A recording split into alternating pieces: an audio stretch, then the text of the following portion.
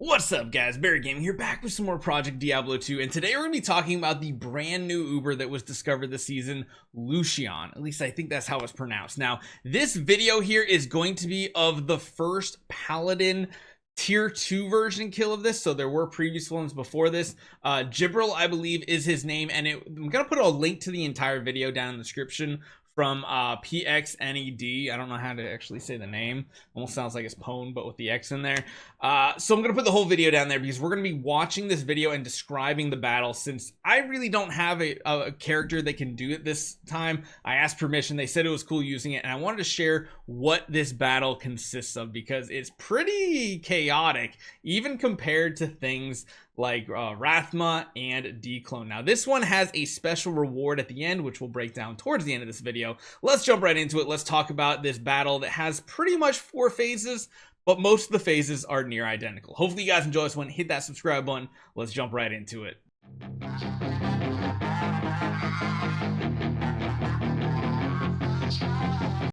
Okay, so you can kind of see right here in the middle, Lucion is this like bovine with wings almost, it looks like. Crazy looking demon. I think there was a bug very early in the season where the Cow King set was actually turning people into this. Somehow they messed that up.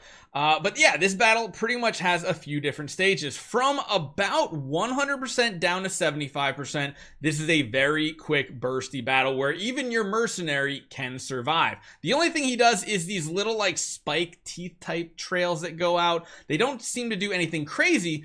And you'll notice this battle got to 25% or 75% extremely quickly. Again, the first 25% makes it seem like this is going to be a crazy cakewalk, but once that happens, he will teleport to the center and he'll start doing this super slow Nova type ability. And you can kind of see right here, if we can get a good like stoppage here, there are gaps in this ability, and it's simply you have to move around and do it. So just like how with like Declone you can go hide behind a pillar, this one you don't need to hide behind anything, you just need to not be close enough to him to get hit with that initial ring. And you see he'll do it a few times. One will be slow, one will be very quickly, and then after that he's going to get to the point where he's going to open these veiled portals right here. Now these portals are gonna summon adds, and you have to defeat all these portals. Beyond that, you're gonna get these like Diablo-esque lightning things. I guess it's kind of more like the race that we have in the game.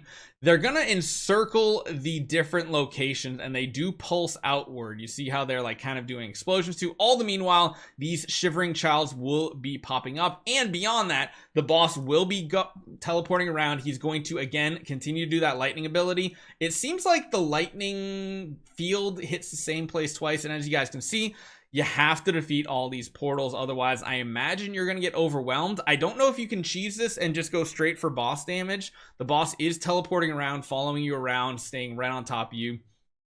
Don't know if you can leech off of these little minions or not either. That's something we'd have to see.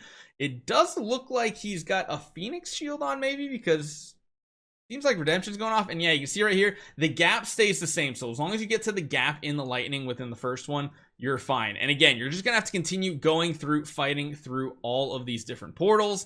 Having an ability like Joust or something like that, or Teleport, or even Leap on a Barbarian is gonna be extremely helpful. And then you'll notice the lightning arcs kind of start going all over the place. All the meanwhile, he continues to use that teeth like bone ability. So I don't know if he also does magic damage, lightning damage, and potentially cold damage in this.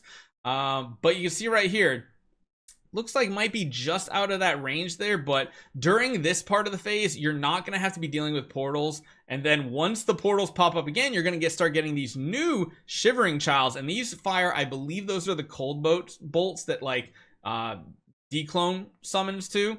All the meanwhile, still having all these random lightning arcs, lightning novas, all these craziness here. Tons of damage coming in, as you guys can see, like ridiculous amounts of damage. You're still gonna have to chug through tons of rejuves.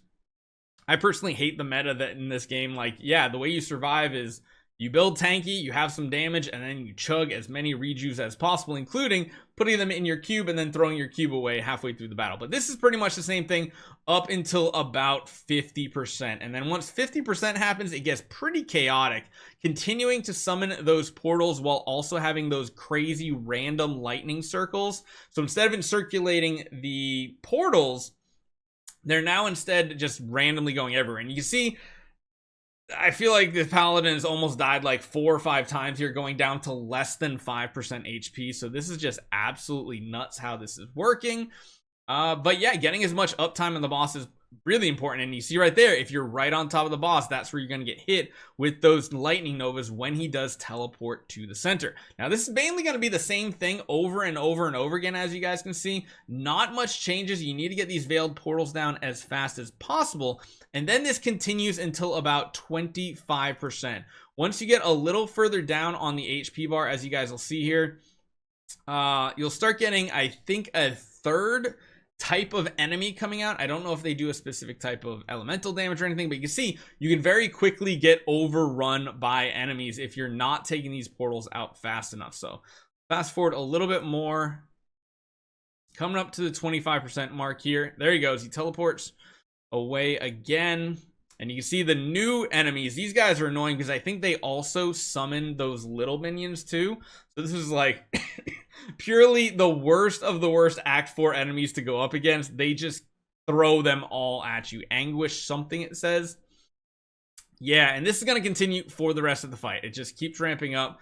You need to try to get as much uptime on the boss as possible. You can see you can get overwhelmed, but literally going down to like his last potions here, trying to stay alive, keep himself going, chugging the rejuves, waiting for Lucion to pop back out so you can get more uptime damage on him, and then slowly, eventually, you will get him done. It can get dangerous if you jump to the middle too soon. You can get a huge zappy zap, and then finally getting the kill here. So very, very small zone. It's smaller than it feels like even Declone from the looks of it. Then once you do, you will come to a portal at the end. So he doesn't directly drop anything. You instead teleport to the Temple of the Triune, where there will be a bunch of different things here at the end. So I'm gonna pause this and I'll kind of jump around here. So the first things first, you're gonna come across to this pool of blood. Essentially, this pool of blood is very important because this is essentially like the upgrading of Annie's. This is going to be something very, very unique. So when you go to this portal, this pool of blood here, he hovers over in 1 second. This is called the sacrificial altar, and you see it says place a corrupted amulet into the blood altar.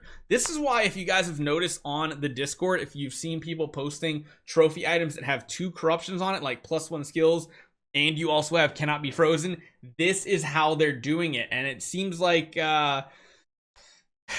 it's not as tradable potentially because the item, there's no item that does it. It's an altar, so you have to be here in order to modify the item. But I guess what you could do is people that are doing this could get really good corrupted unique amulets and then try to corrupt them in here and then try to sell them for a huge premium. I kind of like how this works because it's not another tradable item. It is on some, I thought it was going to be like a torch upgrade. It ended up not being a torch upgrade. It is an Annie, or not Annie, an amulet upgrade. So it has to be an already corrupted amulet. And then beyond that, there are a total of 10 of these chests that are going to just drop a bunch of loot. They're essentially like 10 super chests.